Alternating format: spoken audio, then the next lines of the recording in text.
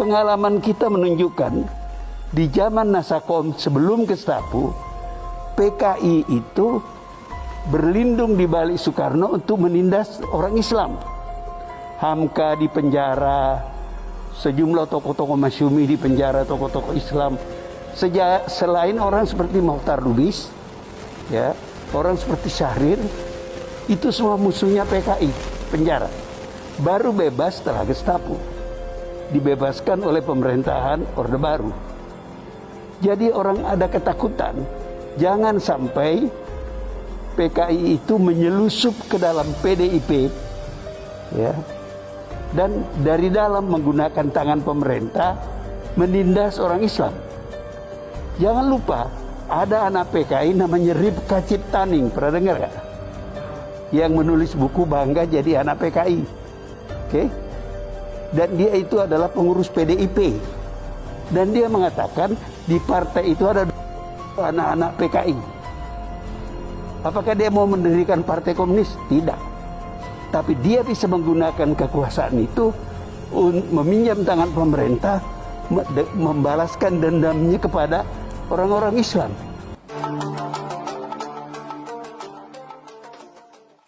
Bung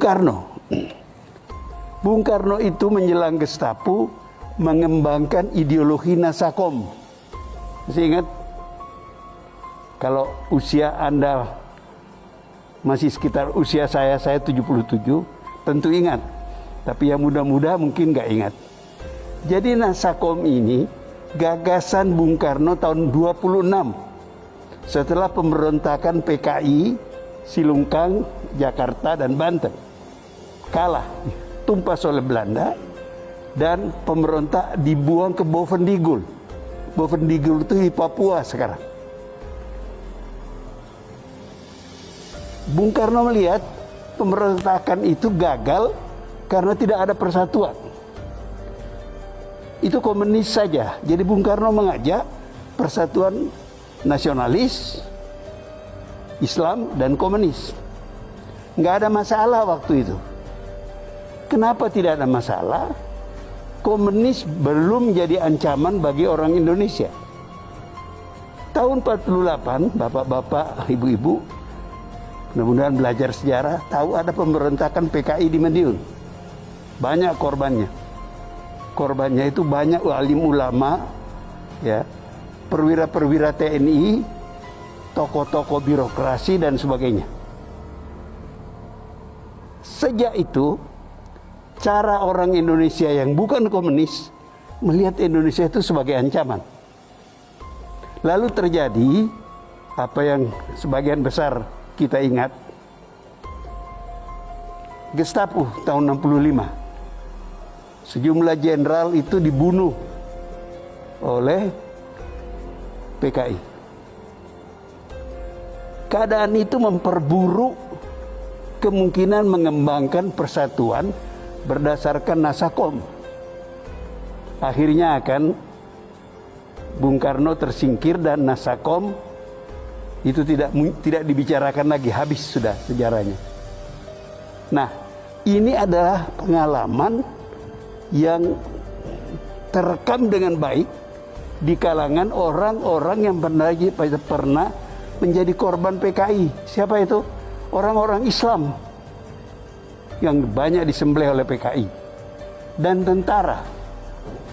Makanya kalau Anda lihat sekarang penentangan terhadap rencana undang-undang HIP itu adalah orang-orang Islam dan tentara, pensiunan tentara terutama, karena yang tentara nggak boleh berpolitik lagi, gitu. Nah, saya mengatakan seandainya Bung Karno tahun-tahun demokrasi terpimpin sejak 59 sampai tahun 65 menyadari, mempelajari sejarah itu, beliau tidak berkutat mempertahankan Nasakom. Karena mempertahankan Nasakom itulah maka dia akhirnya tersingkir. Nah, ketika undang-undang HIP itu mulai muncul, orang Islam teringat, ini kalau dibiarkan, ini akan kembali kepada Nasakom. Tentara juga, ini berbahaya. Kalau ini dibiarkan, itu bisa kejadian pembantaian seperti dulu. Nah, apakah ada kemungkinan ke sana? Apakah ada bahaya itu ada? Saya adalah orang sejak beberapa tahun terakhir berapi-api bicara, baik di kuliah-kuliah saya, ceramah-ceramah saya, dan di televisi. Apa yang saya katakan? Komunis itu sudah bangkrut.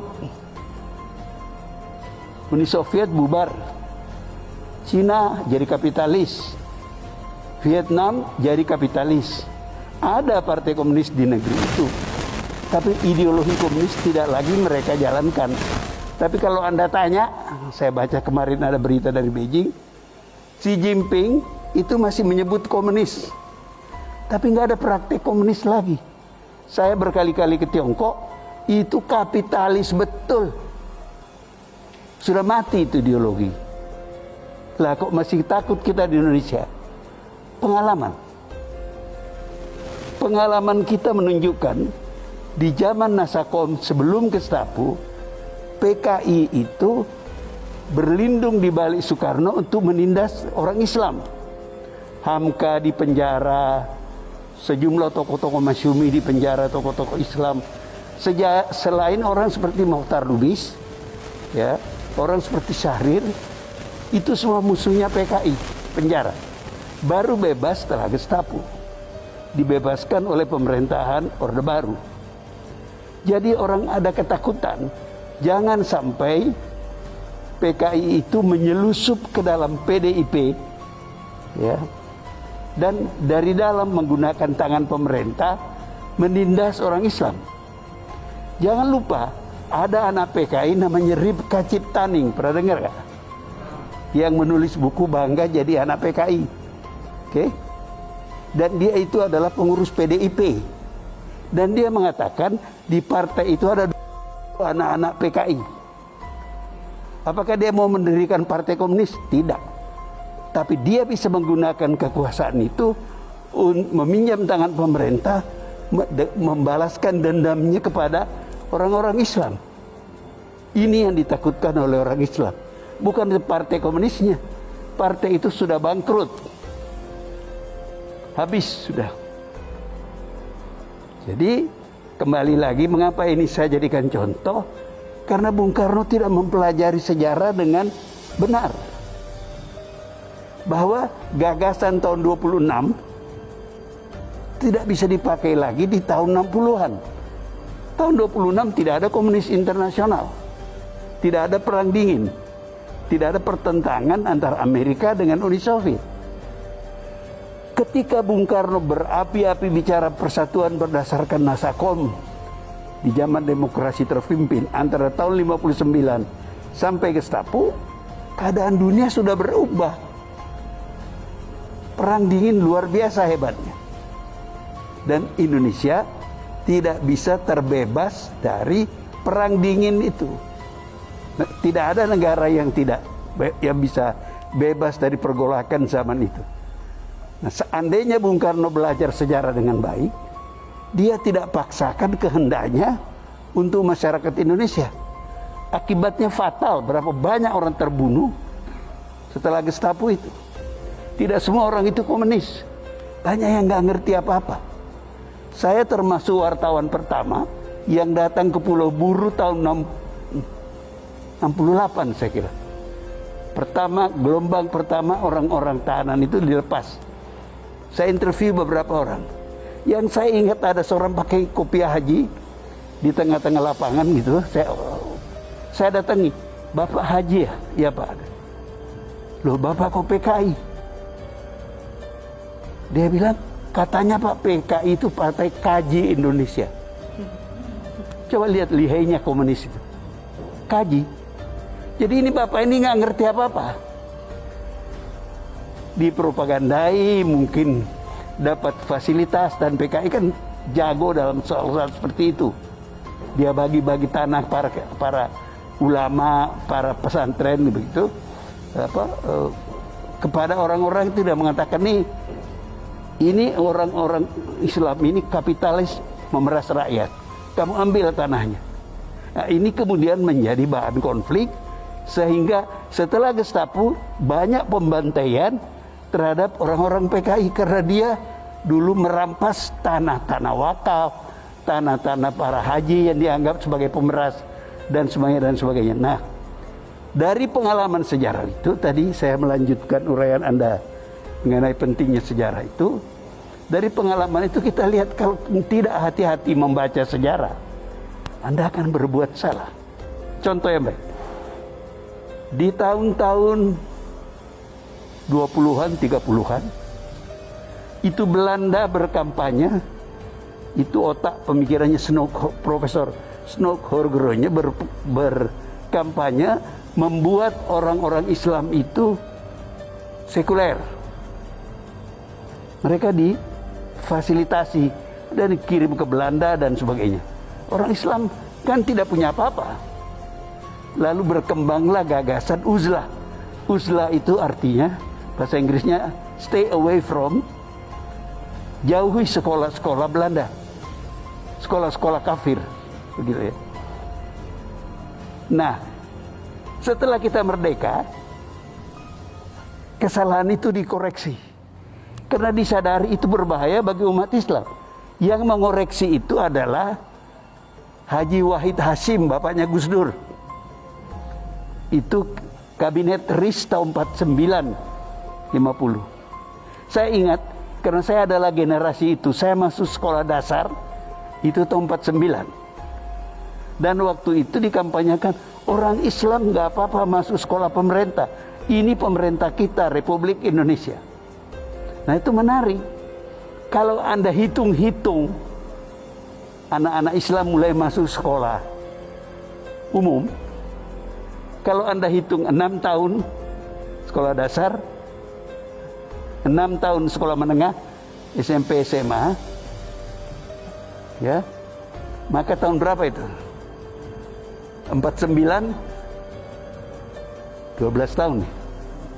Itu pada tahun-tahun itu untuk pertama kali Anda melihat orang sholat pakai dasi. Pertama kali Anda melihat musola-musola di kantor-kantor. Oke, kalau dihitung di militer, kelanjutannya ini tambah 3 tahun akademi militer, lulusan akademi militer ditambah 21 tahun, jenderal-jenderal anak santri adalah Faisal Tanjung, bapaknya tokoh Muhammadiyah. Dan banyak orang-orang ini, mereka mengubah tentara Indonesia menjadi tidak haram lagi bagi anak-anak pesantren. Pada zaman Faisal Tanjung itu, anak-anak pesantren boleh masuk akademi militer. Di kemudian hari, Anda lihat banyak markas-markas Kodam yang ada masjidnya bagus-bagus. Itu akibat kesadaran sejarah bahwa tidak bisa kita teruskan kebijakan zaman kolonial ke zaman merdeka. Jadi apa yang Ustadz tadi sampaikan, itu saya memberikan bukti saja bahwa itu penting sekali. Nah, saya mau tambah satu lagi yang lebih aktual. Kita kan orang Islam berkewajiban menjalankan perintah Allah di muka bumi ini. Ya kan Ustaz? Tapi itu harus juga melihat sejarah bahwa Indonesia ini bukan seluruhnya beragama Islam penduduknya. Jadi kita harus berhadapan pada kenyataan sosial. Ini saya bicara secara sosiologis bahwa kita hidup bersama orang beragama lain. Oke? Artinya apa? Kita berkewajiban, terutama para ulama, menemukan cara berislam di tengah masyarakat yang tidak semuanya orang Islam. Tentu saja jangan melanggar dalam proses pencarian, jangan melanggar kerukunan beragama. Oke? Menurut saya, yang memfasilitasi itu dengan bagus adalah Pancasila. Ketuhanan yang Maha Esa nomor 1. Dan semua sila-silanya itu tidak bertentangan dengan Islam. Memang bahasanya mungkin bahasa Sanskerta, tapi riwayat spiritnya, jiwanya itu adalah sebenarnya jiwa Islam.